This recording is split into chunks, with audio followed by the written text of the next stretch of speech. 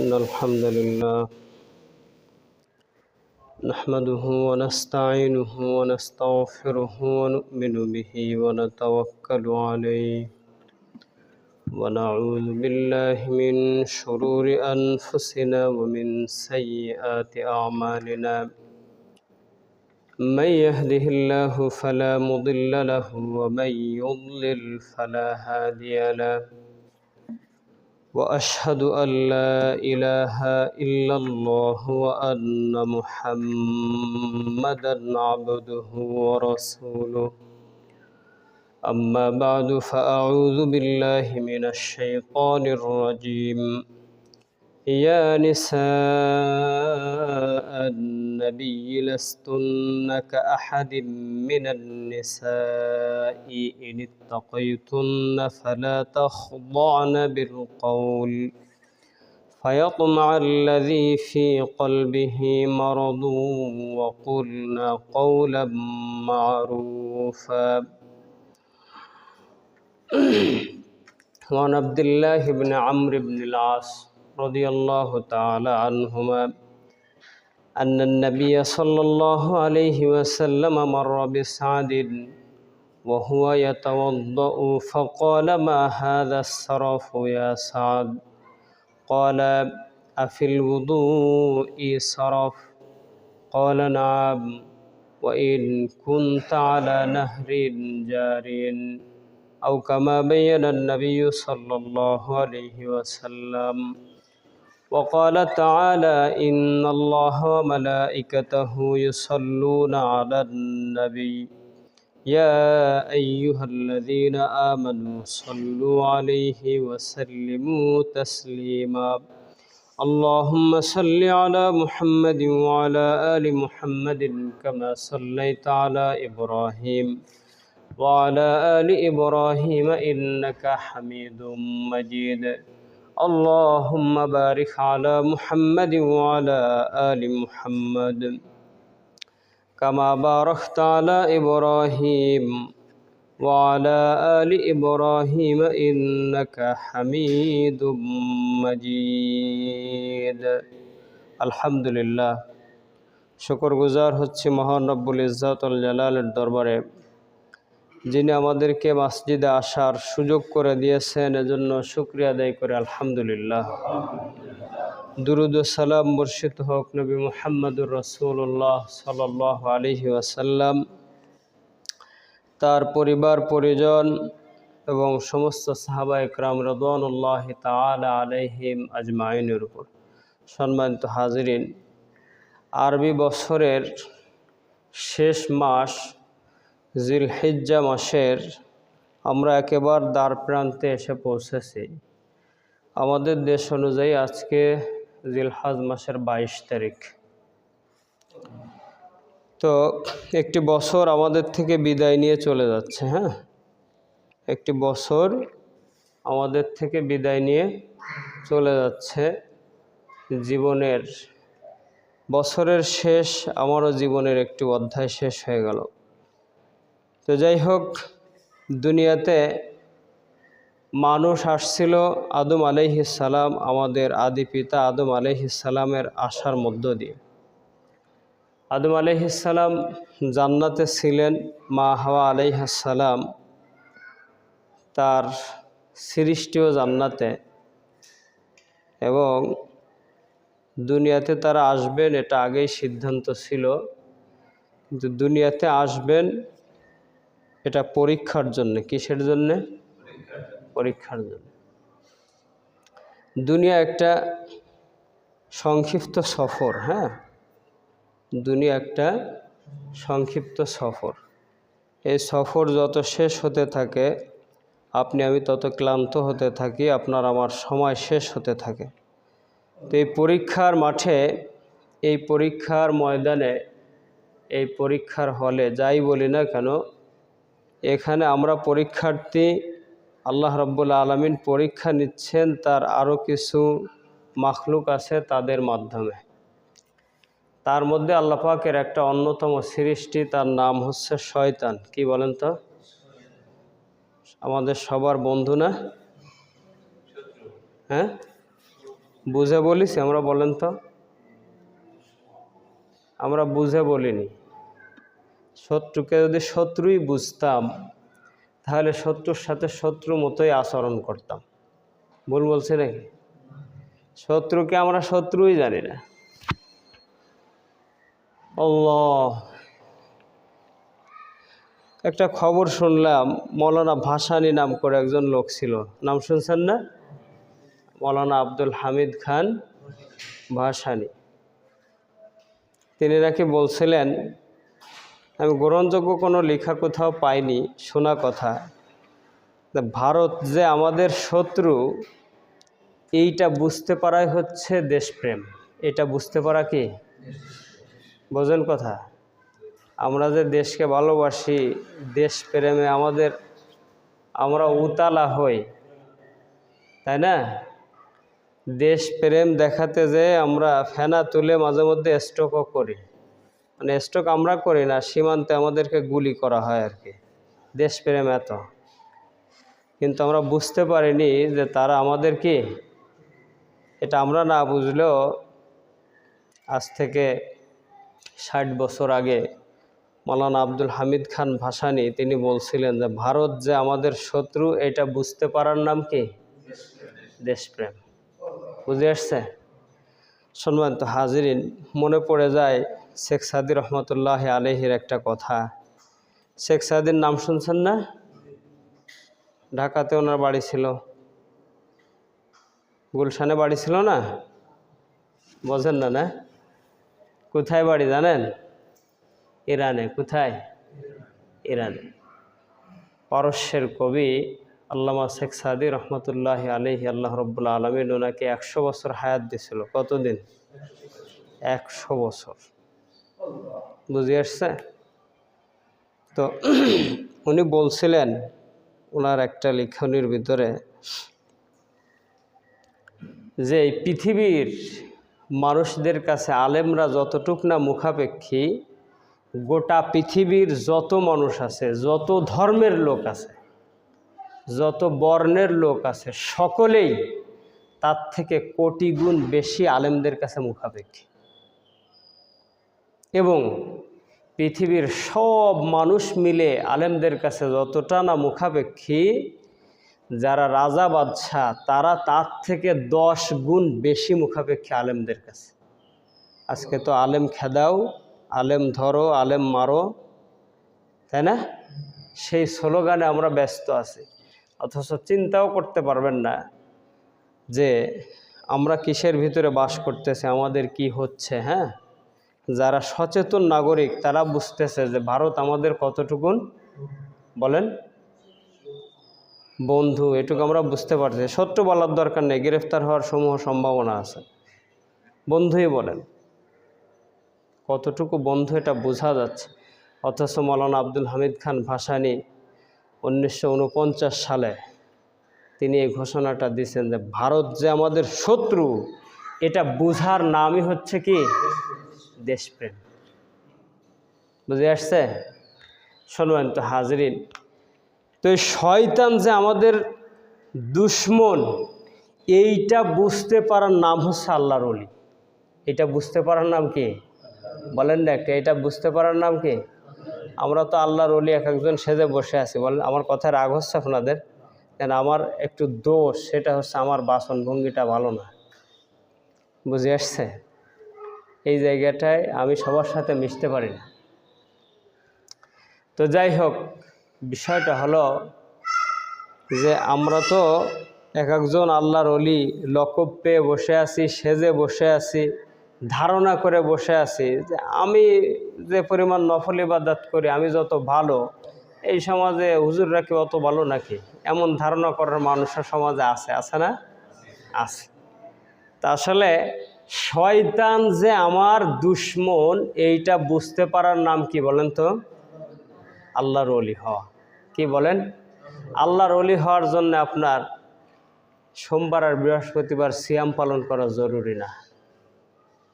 ভালো করে বুঝবেন, কথার শেষ পর্যন্ত যদি আপনি মন দিয়ে শোনেন তাহলে বুঝতে পারবেন। বুঝে আসছে? আল্লাহর ওলি হওয়া ওই মক্কা শরীফ যে প্রতি মাসে একবার উমরা করা, এটা আল্লাহর ওলি হওয়ার জন্য কি না বলেন? জরুরি না। আল্লাহর ওলি হওয়ার জন্য মসজিদ বানানো জরুরি না। আল্লাহর ওলি হওয়ার জন্যে পাগড়ি বেঁধে সব সময় থাকতে হবে, এটা জরুরি না। জরুরি হলো শয়তান যে আমার কি বলেন বলেন এইটা বুঝতে পারাই হচ্ছে কি আল্লাহর ওলি। এইটুকু যদি আপনি বুঝতে পারেন তাহলে আপনার সোমবারে বৃহস্পতিবারে রোজা রাখা লাগবে না। আপনি সোমবার বৃহস্পতিবার রোজা রাখলেন, সকালবেলা উঠে ওই চায়ের দোকানে যে আপনি বসলেন, আপনার এক বন্ধু এসে বলল যে চা খাও, হয়তো দাওয়াত দাও, না হলে দাওয়াত নাও। আপনি সুন্দর করে মডিফাই করা, বোঝেন, একটু মেকানিজম করে আপনি বললেন তুমি জানো না আজকে সোমবার। বন্ধু কি বলবে? হ্যাঁ জানি, আজকে তো সোমবার, তা কি সমস্যা কি? আজকে রোজা রাখতে হয় তা বোঝো না, তাই না? এই যে কথাগুলি আমি বলতেছি, মানুষের সামনে জানান দিচ্ছি, এইটার নাম হচ্ছে রিয়া। এটার নাম কি বলেন? এটার নাম কি? অহংকার। এটার নাম কি? অহংকার। ঠিক আছে। আর একটা কথা বলে সুমা, খ্যাতি চাওয়া। সবার কাছে এটা প্রকাশ করে দিয়ে নিজের একটু খ্যাতি অর্জন করা যায়। আমি সোমবার আর বৃহস্পতিবারে কি আমি রোজা রাখি, এক জাররা পরিমাণও আপনি সব পাবেন না। বরং অকাল নবী সাল্লাল্লাহু আলাইহি ওয়াসাল্লাম ইন্নী আখওয়াফু মা আখাফু আলাইকুম শিরকুল আসগর ফাসুইলা আনহু ফাকাল রিয়া আও কামা বায়ানা নবী সাল্লাল্লাহু আলাইহি ওয়াসাল্লাম। নবীজি বলতেছেন, দেখো বড় শিরকের থেকে আমি তোমাদের জন্য ছোট শিরককে বেশি ভয় করি। বুঝে আসছে? তো সাহাবা একরাম রিদওয়ানুল্লাহি তাআলা আলাইহিম আজমাইন নবীজিকে জিজ্ঞেস করলেন, ইয়া রাসূলুল্লাহ, ছোট শিরিক আবার কি? শিরিক তো শিরিকই, ছোট শিরিক আবার কি? নবীজি বললেন, সেই ছোট শিরিকটা হচ্ছে রিয়া। সেটা কি বলেন? রিয়া, লোক দেখানো ইবাদত। লোক দেখানো, বলেন লোক দেখানো ইবাদত। এইটা তুমি যখন করবে তখন তুমি ওই ইবাদতটা তো আল্লাহর জন্য করো নাই, আল্লাহর খুশির জন্য করো নাই।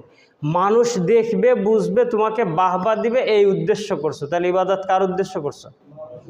ইবাদতকে মানুষের উদ্দেশ্য করা যায়, কাউকে দেখানোর জন্য করা যায়। যাকে দেখানোর জন্য আমি করতেছি সেও মানুষ, আমিও। সেও অসুস্থ হয়, আমিও। সেও মারা যাবে, আমিও মারা যাব। তাহলে ইবাদত হবে কার জন্য? আল্লাহর। এই কথাটুক তুমি বুঝতে পারার নামই হচ্ছে তুমি আল্লাহর ওলি। এই কথাটুকু বুঝতে পারার নাম কি? কথা বোঝাতে পারছি আমি? এই জন্যে বলছি, সোমবার বৃহস্পতিবার রোজা রাখা আল্লাহর ওলি হওয়ার জন্যে কি না বলেন? জরুরি না। ফজরের পরে মসজিদের কোনায় বসে কোষে জিকির করা, এইটা আল্লাহর ওলি হওয়ার জন্যে কি না বলেন? আপনি কোষে জিকির করলেন, বাইরে যে আপনি গীবাত করলেন, বাইরে যে আপনি সুদের সাথে আপনার সম্পৃক্ততা উত্তর বৃদ্ধি পাচ্ছে, এইটাকে আল্লাহর ওলি হওয়ার কোনো লক্ষণ বলেন? কিসের লক্ষণ? এটা মুনাফিকের লক্ষণ। কিসের লক্ষণ? এজন্য আল্লাহ পাক আমাদেরকে বুঝার তৌফিক দান করুক বলে আমিন। সম্মানিত হাজিরিন, তো শয়তান যে আমাদের বন্ধু, এইটা বুঝতে পারার নাম হচ্ছে আল্লাহর ওলি। আর বুঝতে না পারার নামই হচ্ছে আমি বিপদগামী। বুঝতে না পারার নাম কি? আমি বিপদগামী। সম্মানিত হাজিরিন, এই জন্যে আমার আজকের আলোচনার মূল আলোচ্য বিষয় হলো, নেক সুরাতে শয়তান আপনাকে আমাকে ধোঁকা দেয়। কি সুরাতে বলেন? নেক সুরাত বোঝেন? আপনি মনে করতেছেন এটা ভালো কাজ, কিন্তু সেটা যে শয়তান আপনাকে ধোঁকায় ফেলে দিছে, দিয়ে আপনাকে দিয়ে গুনাহ করায় নিচ্ছে, এইটা আপনি আমি বুঝতে বলেন বুঝতে পারি না। বুঝতে পারি না। আমার কাছে 168টা ধারাক্রম অনুসারে, সিরিয়াল অনুযায়ী 168টা সিজার লিস্ট আছে। বোঝেন সিজার লিস্ট? কোনো একটা পরিত্যক্ত ভবন আপনি সংস্কার করবেন, তখন আপনি ঢুকে দেখবেন যে এখানে বসবাস করার জন্যে কোন কাজটা না করলে নয়, সেই কাজটা আগে করতে হবে। এখানে বসবাস করার জন্য যে কাজটা না করলে বসবাস করা যাবেই না, তার একটা তালিকা করা, এটার নাম কি বলেন তো? Caesar list. আর যেটা না করেও এখানে বসবাস করা যাবে, এটা হয়েছে সাধারণ একটা বিষয়। বুঝে আসছে? তো যা না করলে নয়, অর্থাৎ যে বিষয় না জানলে নয়, এরকম 168টা লিস্ট আছে আমার কাছে। যে 168টা অধ্যায়ে শয়তান আপনাকে আমাকে ধোঁকা দেয়, আমি বুঝতেই পারি না যে এই কাজটা করার মধ্য দিয়ে কাজটা আমি করতেছি সওয়াবের আশায়, কিন্তু হচ্ছে কি বলেন? কাজটা আমি করতেছি কিসের আশায়? কিন্তু কি হচ্ছে? গুনাহ হচ্ছে। এই জন্য বলছি শয়তান যে আমার কি বলেন, এইটা বোঝা হচ্ছে জরুরি আল্লাহর ওলি হওয়ার জন্যে। নফল ইবাদত কিনা বলেন? নফল তো নফলই, নফল মানে অতিরিক্ত। নফল অর্থ কি? আরে বলেন না, নফল অর্থ কি? অতিরিক্ত। এটা করলে ভালো, না করলে দোষ নেই। সম্মানিত হাজরিন, আসেন এখন একেবারে যে কাজগুলো আমরা অহরহ করি, আমার কাছে যে 168টা লিস্ট আছে, সেই তালিকা সেটা হচ্ছে একজন ব্যক্তি পর্যায়ে স্বাভাবিকভাবে প্রত্যেক মানুষের জানা থাকা দরকার এবং বেঁচে থাকা দরকার। ওই 168টির বাইরে আমি আজকে 5টা জিনিস নিয়ে আসছি, যেটাকে আমরা কিছু মনেই করি না, যেটাকে আমরা কিছু কি বলেন, যেটা আমাদের সবার একটু ভাবা উচিত। এই 168টির বাইরে এই 5টা, তাহলে কত হয় মোট বলেন তো? এই 5 যোগ দিলে কত? 173। এই 173-এর 5টা নিয়ে আসছি মাত্র। যদি আগামী জুমায় আলোচনার অধ্যায় ভিন্ন, তারপরে যদি মন চায় তাহলে ওখান থেকে আনতে পারে, না হলে অন্য কিছু আসবে, যেদিন সময় সুযোগ হবে সেদিন আসবে। তো দেখেন, একটা বিষয় হচ্ছে কি, শয়তান আপনাকে আমাকে খুব সুন্দর করে একটা ধোঁকা দেয়, ভালো করে বোঝেন। আমাদের সমাজে বর্তমান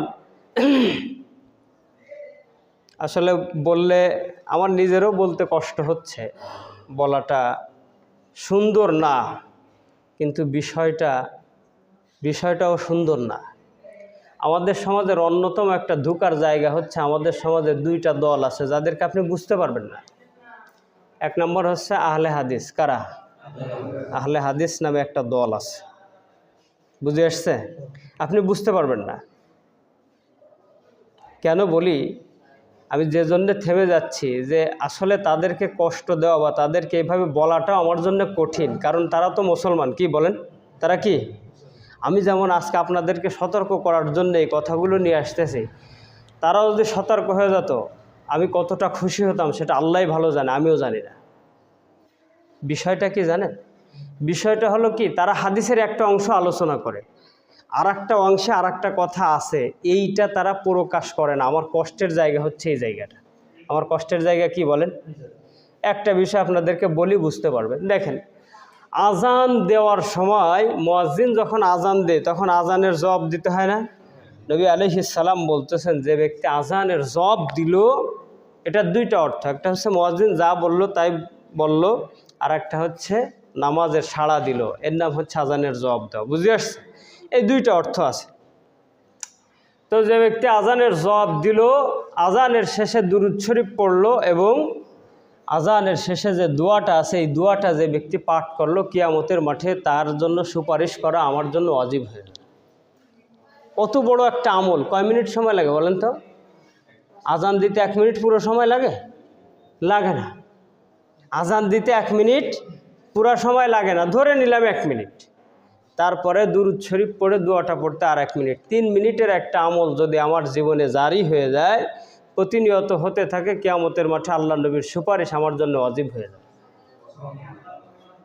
দেখেন, এই যে মজার বিষয় হচ্ছে, মুসলিমের হাদিসে আসছে যে মুয়াজ্জিন যখন আজান দেয় তখন মুয়াজ্জিন যা বলে তোমরাও তাই বলো। এটা মুসলিমের হাদিসে আছে, এটা মুসলিমের হাদিস আছে। এখন তোমরাও তাই বলো, তাহলে মুয়াজ্জিন যখন হাইয়া আলাস সালাহ বলবে তখন আমরা কি বলবো? কেন? মুয়াজ্জিন যা বলতেছে তাই বলতে বলেছে। মা ক্বালাল মুয়াজ্জিন যা বলে তোমরাও তাই বলো। তাহলে মুয়াজ্জিন হাইয়া আলাস সালাহ বললে আমরা কি বলবো? হাইয়া আলাস সালাহ বলবো, তাই না? অন্য হাদিসে আসছে মুয়াজ্জিন যখন হাইয়া আলাস সালাহ এবং হাইয়া আলাল ফালাহ বলে তখন তোমরা লা হাওলা ওয়ালা কুওয়াতা ইল্লা বিল্লাহ পড়ো। তাহলে আগের হাদিসও সহি, এই হাদিসও। এখন আমি যদি শুধু বলি যে মুয়াজ্জিন যা বলে তাই বলতে বলেছে নবীজি, তাহলে কয়টা হাদিসের আমল হবে বলেন তো? একটা। আর একটা হাদিস কোথায় যাবে? এই হাদিসটা আস্তে আস্তে কী হবে বলেন? উম্মত থেকে হারায় যাবে, উম্মত থেকে হারিয়ে যাবে। সম্মানিত হাজিরিন, এভাবে যদি আমি দেখাই তাহলে অনেক দেখানো যাবে যে আমরা ভুলের মধ্যে আছি। বুঝে আসছে? এবার আসেন সহজ আর একটা সমীকরণ আপনাদেরকে আমি দেখাই, বলবো? দেখেন, মুসলিম শরীফের হাদিসে আছে যদি তোমাদের নামাজের মধ্যে কোনো ওয়াজিব ছুটে যায় তাহলে সাহু সিজদা দাও। তাহলে কি দাও? সাহু সিজদা দাও। আমাদের দেশে আমরা কীভাবে সাহু সিজদা দিই বলেন? ইমাম সাহেব আত্তাহিয়াতু পড়ে, বা আমার নিজের ভুল হলে আমি আত্তাহিয়াতু পড়ে ডান দিকে সালাম ফিরায় দুইটা সিজদা দিয়ে আবার কি আত্তাহিয়াতু দুরুদ শরীফ দোয়া মাসুরা পড়ে সালাম ফিরাই, তাই না? মুসলিম শরীফের হাদিসে আছে কি জানেন? যে সালাম ফেরানোর আগে কোনো দিকে সালাম ফেরানো লাগবে না, তুমি দুইটা সিজদা দাও, দিয়ে ডাইনে বামে সালাম ফিরিয়ে দাও, তোমার সাহু সিজদা আদায় হয়ে যাবে। এটাও হাদিসে আছে। তাহলে আমি কোনটা আমল করব বলেন? না, আপনার জন্য যেটা সহজ, তাহলে তো আপনি এক এক সময় এক একটা মানবেন। শোনেন, আমি কেন বলছি এই কথাটা, আমাদের ভাইয়েরা আমাদের কাছে একটা অংশ বলে আর একটা অংশ বলে না। এই জায়গাটা হচ্ছে কষ্টের জায়গা। তারা ওই একটাই বলে যে মুসলিম শরীফের হাদিসে আছে, তোমরা এইটা আমল। কিন্তু ভাইয়ের আমার, সাহু সিজদার আবিষ্কার হয়েছে নবীজির সময় যে জায়গা থেকে, সেই জায়গাটার আমল যদি আমি দেখি তাহলে কি আসে জানেন? নবী আলাইহিস সালামের ভুল হয়েছে, এক রাকাত কম হয়েছে, নবীজি সালাম ফিরাই দিছে। জুল ইয়াদাইন নামে একজন সাহাবী ছিল, মানে তার হাত ছিল এরকম বড়, এনে দুই হাতের অধিকারী তাকে বলা হতো। সালাম ফিরানোর পরে সবাই বসে আছে, ওই সাহাবী নবী আলাইহিস সালামের কাছে যায় বলছে, ইয়া রাসূলুল্লাহ, হে হাবিব আল্লাহ, হালিস সালাতু কসর, নামাজ কি কমাই দেওয়া হয়েছে? নবীজি বলছে কেন? বলছে নামাজটা আজকে আমরা জোহরে 3 রাকাত পড়লাম, 4 রাকাত থেকে কি 3 রাকাত করে দেওয়া হয়েছে কিনা, কোনো ওহী আসছে কিনা সাহাবারা তো জানে। নবীজি বলছে না তো। তখন নবীজি সাথে সাথে ডান দিকে সালাম ফিরালেন। এই যে সালাম ফিরাইছে, তাই না? সালাম ফিরানোর পরে কথা হয়েছে, এই নবীজি সাথে সাথে সাহাবাদেরকে নিয়ে দুইটা সিজদা দিয়ে আবার ডান দিকে সালাম ফিরালেন। তাহলে সালাম কয়বার ফিরানো হয়েছে? কয়বার বলেন? 2 বার, তাই না? তাহলে দুইটা হাদিসের সমন্বয় যদি করতে হয় তাহলে সাহু সিজদা দিতে গেলে সালাম কয়টা ফেরানো লাগবে? আর যদি আমি একটার উপর আমল করি তাহলে আর একটা কী হয়ে যাবে? আমার কথা বোঝাতে পারছি? আমার কষ্টটা এই জায়গায়।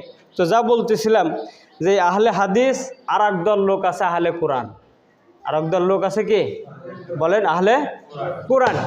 এই মানুষগুলো আপনার কাছে এসে এত মুখরোচক, এত সুন্দর কিছু কথা বলবে, আপনি মনে করবেন যে পৃথিবীতে যদি এই মুহূর্তে আসমান থেকে কেউ নাজিল হয় তাহলে এই ব্যক্তি নাজিল হয়েছে। বুঝে আসছে? অথচ আপনাকে আমাকে কোথার থেকে কোথায় নিয়ে যাচ্ছে এইটা বুঝার ক্ষমতা আপনার। মজার বিষয় হচ্ছে এই মানুষগুলো আলেমদের কাছে আসে না। কার কাছে আসে না বলেন? আমার কাছে এসে কিন্তু বলবে না যে আপনার এই হয়েছে, হাদিস এই আছে, আপনি কেন এই করতেছেন। আমার কাছে এসে কিন্তু বলবে না। কারণ কি? আমাকে যখনই একটা বলবে তখন আমি বলবো সমন্বয় করে দাও। আমার কাছে আসবে না, কিন্তু আসবে আপনার কাছে। সে আপনাকে সুন্দর কথা দিয়ে আপনাকে জান্নাতে নিচ্ছে না কোন জায়গায় নিচ্ছে? না, কোথায় নিচ্ছে ওইটা আমি বলবো না, আল্লাহ ভালো জানে। হয়তো আপনার ইখলাস, আপনার নিয়ত ঠিক থাকলে আল্লাহ পাক আপনাকে মাফ করে দিতে পারে। কিন্তু আমি যে হাদিস এবং কোরআন থেকে দূরে সরে যাচ্ছি, এতে কি কোনো সন্দেহ আছে? এতে কোনো সন্দেহ নেই। সম্মানিত হাজিরিন, এই জন্যে বলছি যে দেখেন, সুন্দর কথা আর সুন্দর কাজের মধ্যেই শয়তান আপনাকে আমাকে কি করে বলেন? একটু কি করে? নেক সূরাতে শয়তান কি করে? ধোঁকা দেয়। তাহলে আমার কাছে কয়টা তালিকা আছে বলেন তো? 173, তার 5টা নিয়ে আসছি মাত্র। চলেন, এখন যে সময় আছে এই 5টা বলা সম্ভব না, 5 মিনিট মাত্র সময় আছে হাতে। তো যাই হোক, সেই 5টার একটা হচ্ছে কি, আমাদের আহলুল হাদিসের ভাইয়েরা আপনাকে আমাকে দাওয়াত দিছে, আউয়াল ওয়াক্তে নামাজ পড়া কি বলেন তো? আউয়াল ওয়াক্তে নামাজ পড়া এটা কোরআনের নির্দেশ। ইন্নাস সালাতা কানাত আলাল মুমিনিনা কিতাবাম মাওকুতা। এই সূরা নিসার এই আয়াত দ্বারা সমস্ত উলামা ইকরাম একমত। তাইতে আপনি আহলে হাদিস বলেন, আহলে কোরআন বলেন, হানাফি বলেন, হাম্বলি বলেন, মালিকি বলেন আর শাফিঈ বলেন, সবাই একমত। এই আয়াত দ্বারা আল্লাহ রাব্বুল আলামিন এটাই বুঝাইছে ওয়াক্ত হওয়ার সাথে সাথে নামাজ আদায় করা কি বলেন? আপনার আমার জন্য ফরজ। জোহরের রক্ত হয়ে গেছে, আপনি আমি চিন্তা করতেছি জোহরের রক্ত তো বিকেল 3:45 পর্যন্ত, পড়বানি কি বলেন?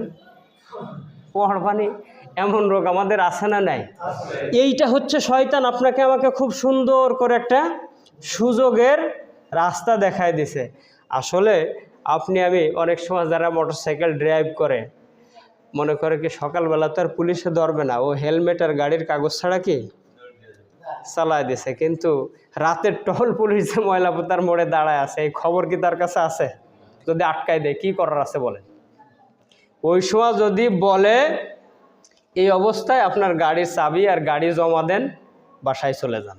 আপনি যে চোরা বাইক নিয়ে আসছেন কিনা এই ফজরের সময়ের কোনো দলিল আছে? আটকাই দিলে কিছু করার আছে? ভাই, শয়তান আপনাকে আমাকে সুন্দর একটা রাস্তা দেখাইছে যে জোহরের নামাজের রক্ত এখনো বাকি আছে, পড়বানি। আল্লাহ না করুক এই অবস্থায় যদি আজরাইল এসে যায় তাহলে আপনার আমার আমল নামায় কি বলেন? আজকে জোহরের নামাজ না পড়ার গুনাহ নিয়ে আপনি আমি এহ জগৎ ত্যাগ করতেছে। আবার তো আগামী মাসে ফিরে আসা যাবে, পাসপোর্ট করে যাবে না? হ্যাঁ যাবে না বলেন? আর কোনো দিন এই জগতে আসা যাবে না। এই যে শয়তান একটা নেক্সরাতে সুন্দর করে আপনাকে আমাকে একটা ধোঁকা দিচ্ছে। সম্মানিত হাজিরিন, এবার আসেন, আসলে কথা তো লম্বাই হয়ে যায়, শুধু কি করে খাটো করা যায় একটু কোনো মেডিসিন বের করেন তো দেখি। এখন বিষয়টা হচ্ছে এই সুযোগ নিয়ে আমাদের আহলুল হাদিসের ভাইরা একদল মানুষকে দাওয়াত দিছে, তোমার যখনই ওয়াক্ত হবে নামাজ পড়ে নেবা, ঠিক আছে? এখন এই লোক তাহাজ্জুদের সময় উঠছে, উঠার পরে দেখেন এই ইশকালগুলো আমার কাছে আসছে, আমি সেই জায়গার থেকে সব তথ্য কালেকশন করে তারপর এগুলো জমা করে রাখছি, আছে, সময় সুযোগ মতো আমি নিয়ে আসি। এখন সে চিন্তা করলো আজান হচ্ছে আজকে 3:48 আজকে ফজরের রক্ত হয়েছে, মানে তাহাজ্জুদের রক্ত শেষ হয়েছে 3:52 ফজরের আজান, আর কোন সে 4:30 পরে যায় 4:45 আমাদের দেশের হুজুররা ফজরের জামাত পড়বে, এত দেরি করে জামাত করবে সূর্য ওঠার কাছাকাছি। এই তো হুজুরা ভুল কাজ করতেছে। এই বুঝটা আসা স্বাভাবিক না অস্বাভাবিক? এই বুঝটা আসছে, আমি কি বলছি বলেন তো, এগুলো আমার কাছে আছে, জমা করা আছে। এই বুঝটা আসার পরে সে কি করছে, নিজে ঘরে ফজরের নামাজ আদায় করে আবার ঘুমাই, ফজরের নামাজ নিজে নিজে আদায় করে আবার কি হয়েছে, ঘুমাই গেছে। এবার একটু বোঝেন, এবার বোঝেন আমার কথা, একটু বোঝেন, এবার আমি বোঝানোর চেষ্টায় আছি। সম্মানিত হাজরিন, সূরাতুল বাকারার 43 নম্বর আয়াত আল্লাহ রাব্বুল আলামিন আপনাকে আমাকে ডাক দিয়ে বলতেছে ওয়ারকাউ মা'র রাকিঈন, রুকুকারীদের সাথে রুকু করো। এই আয়াত অনুযায়ী সমস্ত উলামা একরাম একমত যে জামাতে নামাজ আদায় করা ওয়াজিব। জামাতে নামাজ আদায় করা কি বলেন? জামাতে নামাজ আদায় করা কি ওয়াজিব। তাহলে আমি যদি এই সময়ে ফজরের নামাজ নিজে নিজে ঘরে পড়ে ঘুমায় যায় তাহলে আমার থেকে কি ছুটে গেছে বলেন? কি ছুটে গেছে? অথচ এই নামাজকে কেন্দ্র করেই নবী আলাইহিস সালাম হাদিস ফরমাচ্ছেন। এই হাদিসটা আমাদের কাছে যে হাদিস গ্রন্থগুলো আছে 6টা কিতাবের মধ্যে হাদিসটা আসছে যে কি, কোনো ব্যক্তি যখন জামাত ত্যাগ করলো তখন ওই ব্যক্তির উদাহরণ হচ্ছে ওই ছাগলের মতো যে ছাগলটা তার পাল থেকে আলাদা হয়ে গেছে। একটা বাঘ যখন ছাগল শিকার করবে তখন কোনটাকে আগে শিকার করবে? ওই পালের ভিতরে যারা আছে তাদের একজনকে, তো কাকে? যে আলাদা হয়ে গেছে তাকে। তাহলে এবার বলেন শয়তান নামক বাঘ কাকে আগে আক্রমণ করবে? নামাজ পড়ছে এইটা ঠিক, আউয়াল ওয়াক্তে নামাজ পড়ছে এইটাও ঠিক, তার ভিতরে যে নেক্সট সূরাতে শয়তান একটা ধোঁকা দিছে, একটা কনসেপ্ট তৈরি করছে যে ওরে আল্লাহ সে কবে যায় হুজুরা নামাজ পড়বে, এইটা তো ভালো কথা না, তাহলে আমি আগেই নামাজ পড়িনি। আসলে শয়তান একটা সূক্ষ্ম কৌশল অবলম্বন করে আপনাকে আমাকে কোথার থেকে সরাইছে বলেন তো? জামাত থেকে, মুসলিম উম্মার ঐক্যের একটা জায়গা থেকে আপনাকে আমাকে সরাই দিচ্ছে। এইখান থেকে আমি যখন সরে গেছি, অদূর ভবিষ্যৎ আপনাকে শয়তান ধোঁকা দিয়ে মুসলিম উম্মা থেকে আলাদা করে মুসলিম উম্মার ভিতরে ফাটল তৈরি করার জন্য আপনাকে আমাকে ব্যবহার করবে না। এর কোনো দলিল আছে? কিন্তু করবে, এটা দলিল লাগবে না, এটা পাওয়া যাবে অল্প সময় পরে। সম্মানিত হাজরিন, এজন্যই শয়তান আপনাকে আমাকে নেক্সট সূরাতে ধোঁকা দেয় কোরআন এবং সুন্নাহের দলিল দিয়ে। কি দিয়ে বলেন? কোরআন সুন্নাহর দলিল দিয়ে। কারণ কি? কারণ হচ্ছে আপনি তো কোরআনের এইটুক জানেন, পরের টুক তো আপনি জানেন না। এইটুক বোঝেন, পরের টুক আপনি বোঝেননি। এটা হচ্ছে একটা ধোঁকা। সম্মানিত হাজরিন, আল্লাহ, সময় শেষ হয়ে গেছে। বলবো না, বেশি বলা যাবে না। 5টা আনছিলাম তো, তার 2টা বলি, আর 3টা থাক আগামী জুমা ইনশাল্লাহ। হ্যাঁ, আর একটা দেখেন, এই যে আমাদের ফেসবুক বন্ধুরা আছে না, ঘরে ঘরে এখন কি আছে? চাল থাক আর না থাক, খাবার না থাক, কোনো সমস্যা নেই। কি আছে বলেন তো? এই যে আল্লাহর ওলি আছে, আল্লাহর ওলি। চাউল আছে কিনা ঘরে এইটার দরকার নেই। 13 বছরের বাচ্চা মারে বলে যে টাকা দে, টাকা কি করবি? এমবি লাগবে। কি লাগবে?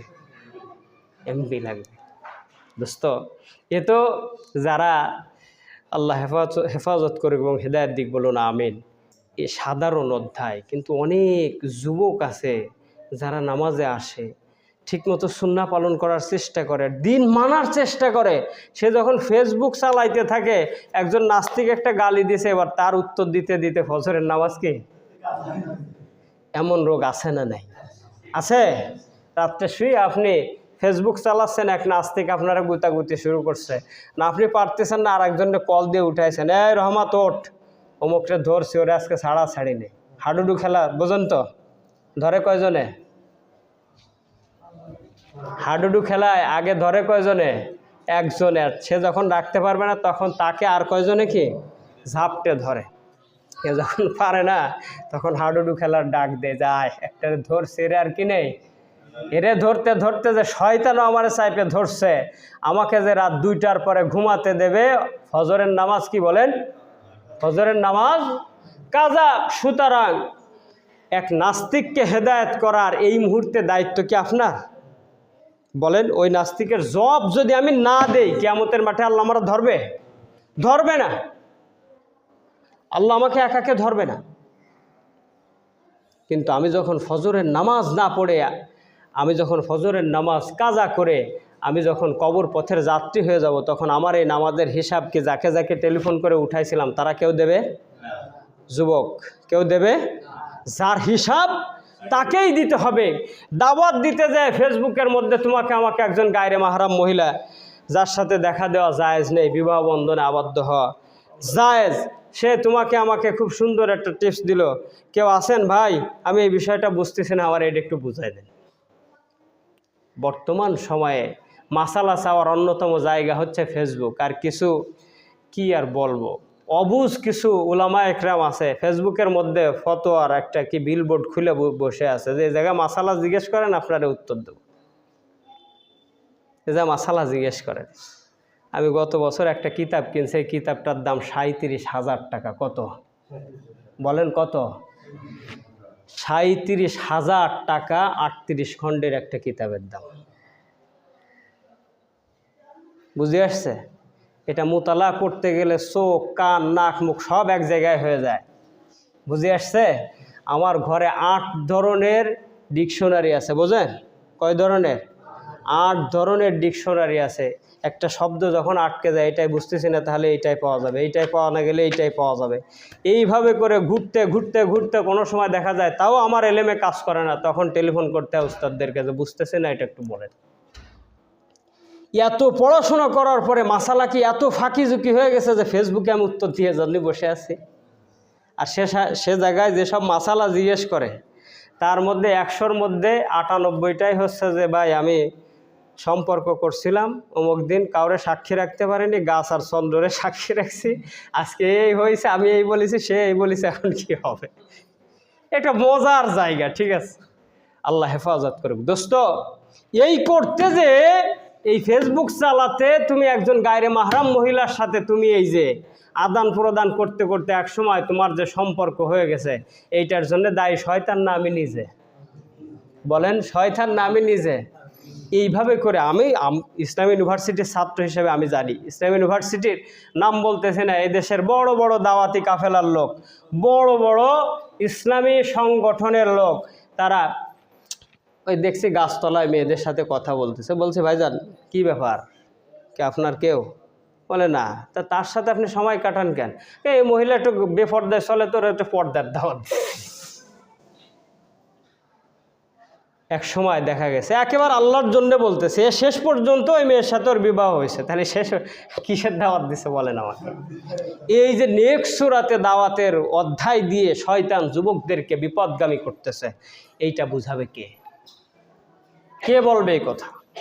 তো যাই হোক, যা বললাম, যা শুনলাম, আল্লাহ পাক আমাদেরকে বুঝার এবং শয়তান থেকে হেফাজত থাকার তৌফিক দান করুক, বলুন আমিন। আখির দাওয়ানা আনিল